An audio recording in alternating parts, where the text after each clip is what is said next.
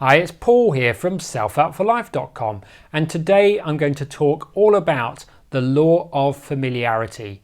I'm going to cover what it is and how to prevent it from ruining your life. So let's kick off with a definition of the law of familiarity.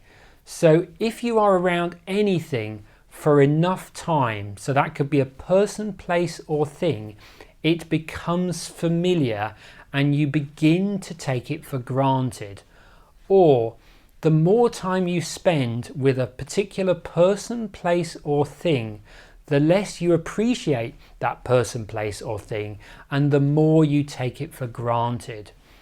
So to help you understand the law of familiarity in action, let me give you some examples. Let's say you're in a new relationship. You believe you've found your soulmate. It's exciting. Life is like an adventure. There's that spark. You see all their good points. There's a lot to learn and discover about that person. As a result, life is a lot of fun. It's a lot of fun with that person, and there's a lot of passion as well. Now let's say a few months or maybe years go by and you realize that spark has gone and it all seems a little bit dull now. You begin to take that person for granted. You know them inside out, you know everything about them now, and maybe you begin to ignore some of their good points, and maybe you start to notice some of their bad points more. That's the law of familiarity in action. The more you spend time with that person, the more familiar it's become, and the more you've started to take them for granted. So here's another example. Let's say that you decide to buy a brand new car. So you do your research. You decide on the brand, you decide on the model and the colour, and you go hunting for the best price. And then you buy it and you experience the thrill of driving this new car home. It's got that lovely new car smell. It's all shiny and new. Then over the next few weeks, you take your new car down all your favourite roads and you really enjoy learning how all the new technology works and all the new functionality that this car has. And you're driving along and you're thinking, life is good. You make a point of washing it twice a week and you make sure it's all nice and clean and tidy inside. And then 6 months go by. You haven't washed the car for weeks. There's cobwebs on the wing mirrors and there's loads of junk and clutter inside. Well, that's the law of familiarity in action. You have this nice new car and then over time it becomes familiar and you begin to take it for granted. So another example could be holidays. So you start planning your next holiday, deciding where you're going to go, looking at all the different places you could go, and then booking your flights, booking your accommodation, and maybe booking some tours as well. And then it's a couple of weeks before you're due to depart and you're really, really excited about it. You're imagining this wonderful holiday, can't wait to leave the office. It's almost like the excitement leading up to that holiday is almost as great as actually when you're on holiday. And then you're on holiday and the first few days you're doing lots of different activities. Life is great, really enjoying being on holiday. But I don't know whether you've ever realised this or noticed this yourself, but after a few days you start to notice the days go a little bit quicker. You start to get more familiar with where you are and it starts to become a bit more like a normal experience. It's still much better than being at work, but it starts to become more normal. And then maybe you even start to miss some of the little creature comforts you have back at home. Well, that is the law of familiarity kicking in again. So the law of familiarity can work the other way round as well. So what I mean by this is sometimes you lose something or someone and you go through a process where that feels uncomfortable, that feels painful, but over time it becomes more normal. So an example could be the loss of a loved one. Okay, after that happens, you're going to naturally go through a grieving process where you're really missing the person that you once had in your life. But over time, that's going to become easier and easier, and eventually you'll accept that loss.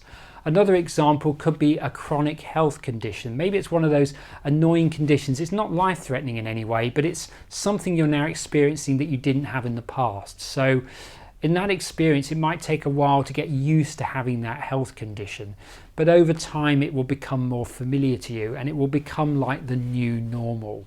So with these situations, the law of familiarity helps you gain acceptance of something that you can't change. And so in a way, for sad situations, situations of loss, the law of familiarity is actually a good thing because it helps you heal and it helps you recover. So the biggest problem with the law of familiarity, and this is the one that can really ruin your life if you're not on the lookout for it, is complacency. So let me give you some examples of that. So let's look at a career situation. Let's say you've got a new job. It's a significant step up. It's a significant promotion. And the first few months are great. You're really focused. You're working really hard. You're challenging the status quo. You're coming up with new ideas. You're changing things. You're spending time getting to know your colleagues really well. And you're really making your mark on the job. And you're really enjoying it too. Now let's say 2 years go by and your job has become very familiar to you. You've become a little complacent. Maybe you start coming in a bit later, going a bit earlier. Maybe you start to take some of your colleagues for granted. You don't appreciate them as much. You show less interest in them. And meanwhile, there's one of your colleagues. He's chomping at the bit for greater responsibility. He really wants a new challenge. He really wants a promotion. He actually believes he can do your job better than you can. Now, when you think about that, who is more motivated? Is it you, or is it this colleague that really wants this extra responsibility and actually believes he can do your job better than you? Of course, it's that other person. So you've really got to watch out for this complacency in your career, especially in more senior roles. It's important that you do things to challenge yourself, to move things forward and to evolve your role in some way. I remember back in 2008, at that time I was working for a law firm in London, and there were a few people who were made redundant as a part of the economic downturn that we had in 2008. And I looked at some of those people who were made redundant and I could see that some of those people, not all of them, but some of them definitely had become a bit complacent, a bit kind of ho-hum in their role. And it wasn't a big surprise when I saw that those people were on the list. So another area where the law of familiarity and complacency could ruin your life is intimate relationships.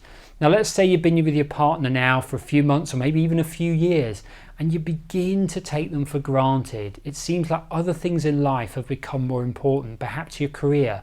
And all those little romantic things that you used to do in the early days, you don't seem to be doing anymore. You know, maybe you've stopped doing the date nights, maybe you've stopped buying flowers or little treats and little celebrations, those kind of things, those little romantic things that you used to do. Maybe you find you're spending less time with your partner, or at least less quality time with them. And while that's happening, your partner starts to get some attention from someone else at work. Well, you could see where that could lead to. So I now want to talk a little bit about the law of familiarity and happiness. So any new person, place, thing or experience brings us joy and happiness initially. You saw that with the previous examples around getting a new car, a new relationship, or going on holiday. However, it doesn't last, and that's because it becomes familiar. So thinking that your happiness will only come from something that you don't have right now is a recipe for misery. So why is that? Well, because you're taking your happiness outside of your own control. Your happiness becomes dependent on something happening in the future, and that keeps you out of the present. It can also be an excuse for not doing things that will make you happy right now.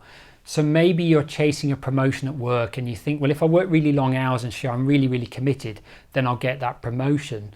Well, that's all well and good, but you could be missing out on lots of other things that you could be doing in your spare time that could make you happy. Or maybe you're studying really hard because you want to complete this new qualification and you want to get this in record time because that's going to really help with your career. Again, you might need that qualification, but the need to be doing it and studying really hard could mean that you're missing out on things that you could be doing now that could make you happy in the moment. And I had a friend in London who was a bit like this. In my early 20s, I was new to London. I was a bit lonely, had very few friends, but I did have one friend from university.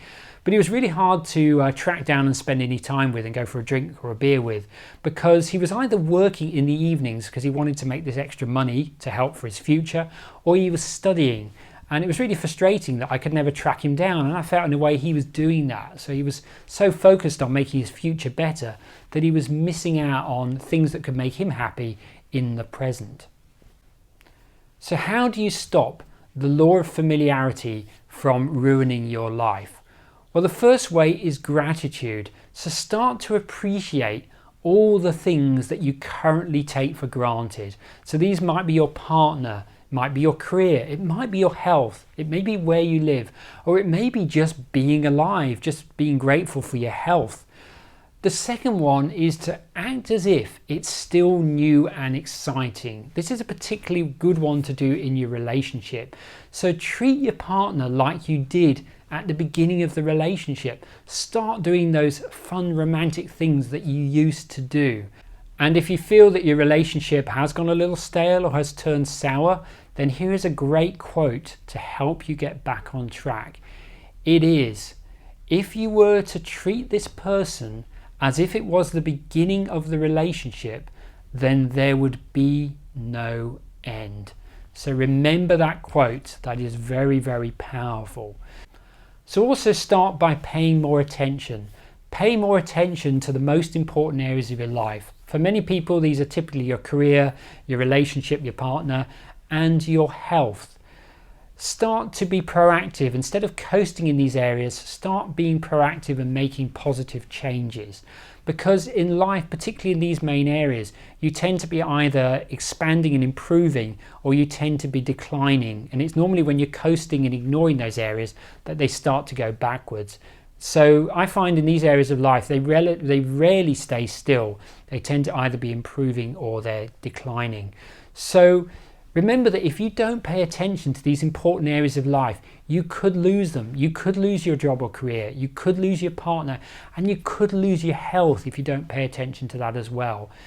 Everything of value requires care and it requires attention. So do remember that.